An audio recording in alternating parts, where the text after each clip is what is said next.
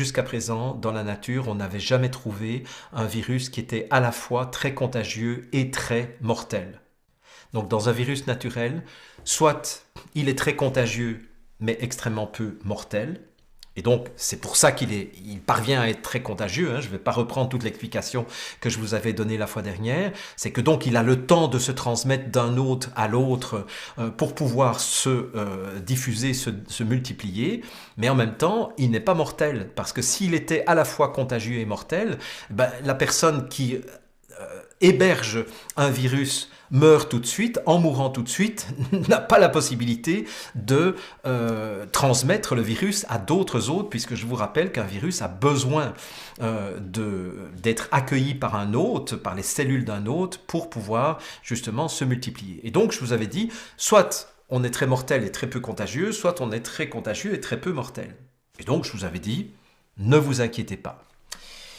C'était sans compter sur le fait que, malgré le fait que j'avais l'information que ce virus n'était pas un virus naturel, que c'était un virus qui a été fabriqué en laboratoire, et là je vous donnerai quelques explications dans quelques minutes, eh bien cette fois-ci, il semble que les biologistes qui ont manipulé ce virus du coronavirus version 2019 aient réussi leur coup.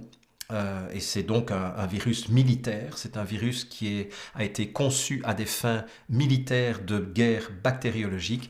Eh bien, cette fois-ci, il semble, d'après les informations que j'ai actuellement, et je mets encore cela au conditionnel, mais il semble qu'ils sont en train de réussir leur coup, c'est-à-dire pour la première fois peut-être, ils sont en train de disséminer un virus qui réussit à la fois à être contagieux et extrêmement mortel, ce qui fait que la situation actuelle en Chine est bien plus catastrophique que ce que les médias dominants tentent de vous faire croire. Quelques mois, Bill Gates, le fameux Bill Gates qui a une fondation, Bill et Melinda Gates, fondation qui fait la promotion de la santé dans le monde, c'est-à-dire la promotion de campagnes de vaccination dans le tiers-monde, sachant que Bill Gates a aussi des gros intérêts chez les fabricants de vaccins. Donc en fait, ce qu'il donne avec la main droite, avec une énorme défiscalisation, il le récupère